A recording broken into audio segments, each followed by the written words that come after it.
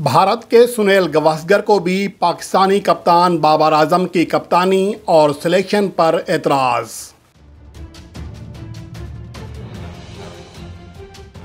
Opening पर नई आजमाइश, तज्जिया कितना दुरुस्त कितना गलत, हैदर अली का ओपनिंग रिकॉर्ड क्या है। Babar Azam T20 world cup के बाद कप्तानी छोड़ दे, कामरान अकमल का बड़ा मुतालबा। क्या वाकई कप्तानी का बोझ बाबर आजम की कारकर्दगी पर असरअंदाज हो रहा है? बतौर खिलाड़ी और बतौर कप्तान बाबर आजम की कारकर्दगी का तफसीली जायज़ा। श्रीलंका को शिकस्त देकर न्यूजीलैंड ने अपनी पोजीशन मजबूत कर ली। ग्रुप 1 में तमाम टीमों के 3-3 मैचेस मुकम्मल, पॉइंट्स टेबल की ताज़ा सूरत हाल। अस्सलामुअलैकुम, मैं हूं अख्तर अब्बासी और आप देख रहे हैं वर्ल्ड स्पोर्ट्स। भारत के साबिक कप्तान सुनील गावस्कर ने पाकिस्तान क्रिकेट टीम के कप्तान बाबर आजम की सिलेक्शन और टीम में जो प्लानिंग है उसके हवाले से तनकीद का निशाना बनाया, उस पर एतराज़ उठाया और ये कहा कि बाबर आजम ने भारत के ख़िलाफ़ जो मैच खेला गया उसमें सही सिलेक्शन नहीं की थी प्लेइंग 11 की। उसमें 2 स्पिनर्स खिला दिए जो कि मेलबोर्न के विकेट पर कभी भी ये तजर्बा कामयाब नहीं होता। ऑस्ट्रेलिया में सिर्फ सिडनी वाहिद ग्राउंड है जहां पर आप 2 स्पिनर के साथ जा सकते हैं, लेकिन दीगर तमाम ग्राउंड पर आपको ज़्यादा जो इन्हिसार है वो फास्ट बॉलर्स पर करना पड़ता है। इसलिए मोहम्मद वसीम जूनियर को भारत के ख़िलाफ़ मैच भी खिलाना चाहिए था, उससे बड़ा फ़र्क पड़ता। ये वही चीज़ें हैं जो कि मैच से पहले मैंने कही थी कि आसिफ अली की जगह मोहम्मद वसीम जूनियर को मौका दिया जा सकता है। उसकी बड़ी वजह यह है कि T20 वर्ल्ड कप 2021 के बाद से अगर किसी बॉलर का सबसे बेहतर स्ट्राइक रेट है विकेटें हासिल करने के एतबार से T20 इंटरनेशनल मैचेस में पाकिस्तान की जानिब से, तो वो मोहम्मद वसीम जूनियर का था या फिर हारिस रऊफ़ का था। ये दोनों ही बॉलर पाकिस्तान के लिए विकेट टेकिंग साबित हो रहे थे, लेकिन एक बड़ा फ़ैसला किया गया। आसिफ अली को एक बार फिर मौका दिया गया जिन्होंने मायूस किया और ये सिलसिला अभी से नहीं बल्कि T20 वर्ल्ड कप 2021 के बाद से मुसलसल जारी है और हमारी जो टीम मैनेजमेंट है उनका एतमाद भी मुसलसल जारी रहा आसिफ अली पर, जिसका खमियाजा बहरहाल भुगतना पड़ा। लेकिन इसके बावजूद मैं ये नहीं कहूँगा कि वो मैच बुरा था। पाकिस्तान ने शानदार खेल पेश किया था।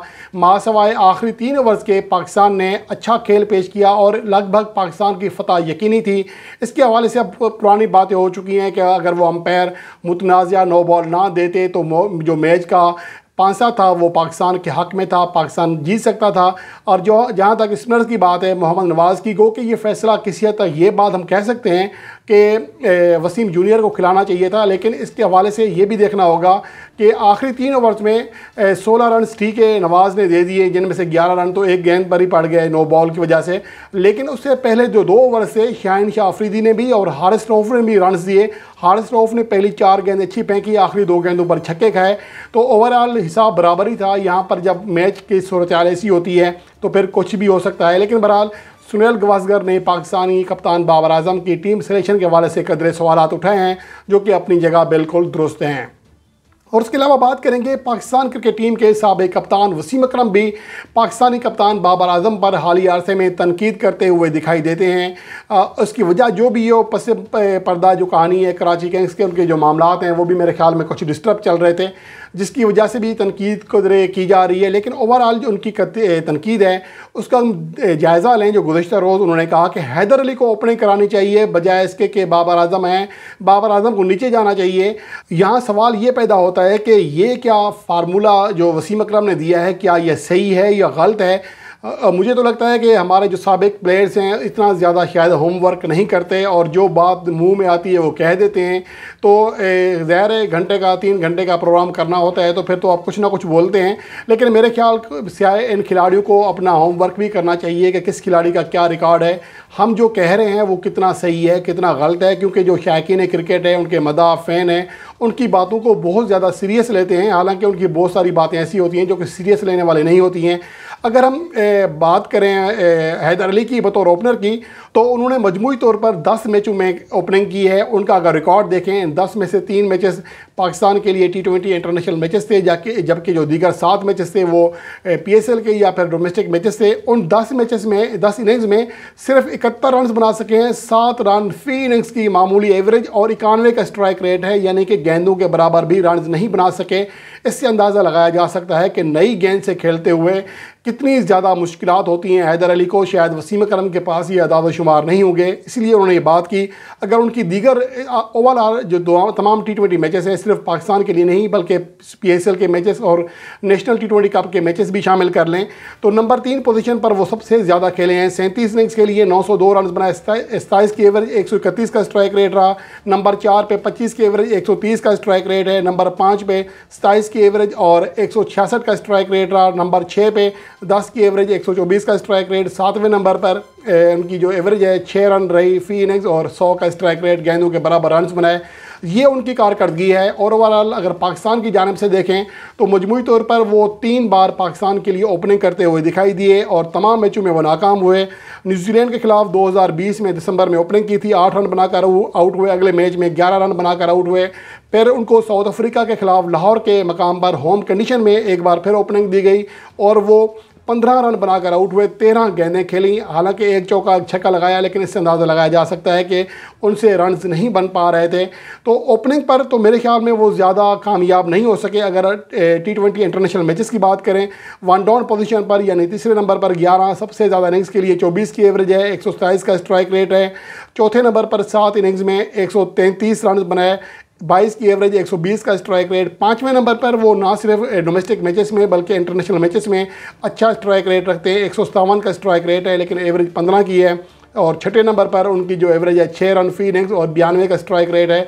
तो ये उनकी कारकर्दगी है। तो मेरे ख्याल में वसीम अकरम का ये तजिया बिल्कुल गलत है। अगर उनको शायद या तो अदाद शुमार का पता नहीं है या फिर उनकी एबिलिटी का पता नहीं है कि नई गेंद के साथ वो ज़्यादा जदोजहद करते हैं, ख़ास तौर पर अस्टलवी कंडीशन में तो उनसे खेला ही नहीं जाएगा। अगर वो चौथे 5वें नंबर पर आकर खेलते हुए तेज़ गेंद उनसे नहीं खेली जा रही, तो फिर उनसे कैसे उम्मीद कर सकते हैं कि बाबर आजम और रिजवान जैसे बैट्समैन भी तेज़ गेंद के खिलाफ जदोजहद करते हुए दिखाई दे रहे हैं। तो फिर हैदर अली से हम कैसे उम्मीद कर सकते हैं? ये तो पाकिस्तान को मज़ीद दबाव में लाने वाली बात हो जाएगी।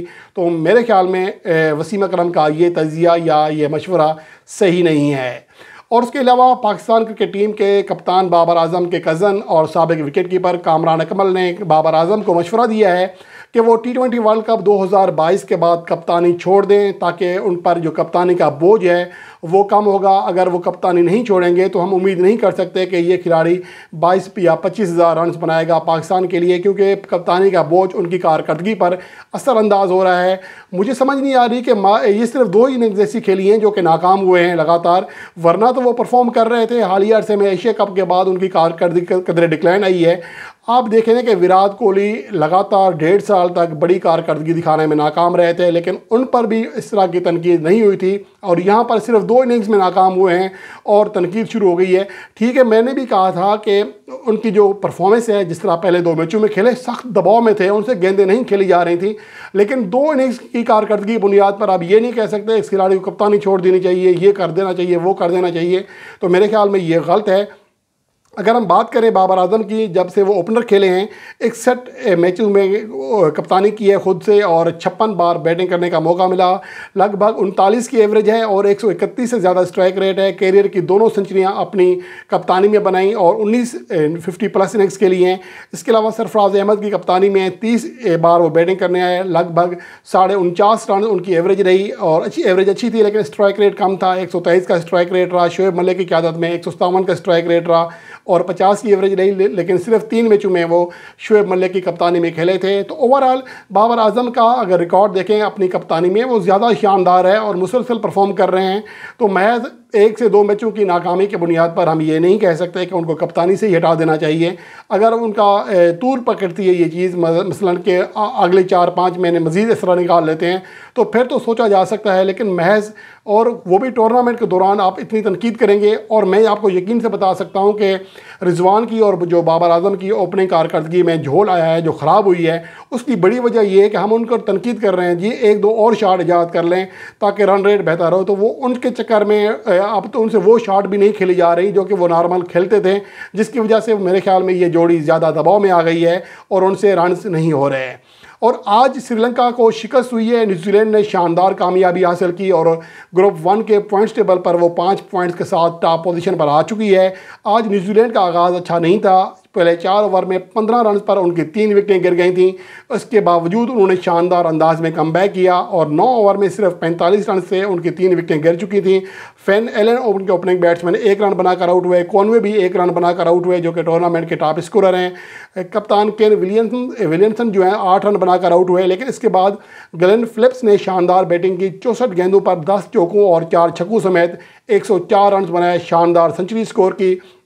उनके अलावा जो डेरल मिचेल ने 22 रन बनाए और ये अकलौते खिलाड़ी की ग्लेन फिलिप्स की बैटिंग थी, जिसकी वजह से न्यूजीलैंड की टीम 15-4-3 की सूरत हाल से 2-4 होने के बावजूद 167 रन बनाने में कामयाब रही और 65 रन से कामयाबी हासिल की, क्योंकि श्रीलंकन टीम जवाबी इनिंग्स में सिर्फ 102 रन बना सकी। 19.2 ओवर्स में ऑल आउट हुई। उनके सिर्फ 2 ही बैट्समैन 30 रन की हद पार कर सके, बल्कि 2 ही बैट्समैन थे जो कि डबल फिगर में जा सके, जिनमें बनोका राजापक्सा ने 34 रन बनाए 22 गेंदों पर। उसके अलावा कप्तान दासन शनाका ने 35 रन बनाए 32 गेंदों पर। उनके अलावा कोई बैट्समैन बड़ी कारकर्दगी ना दिखा सका।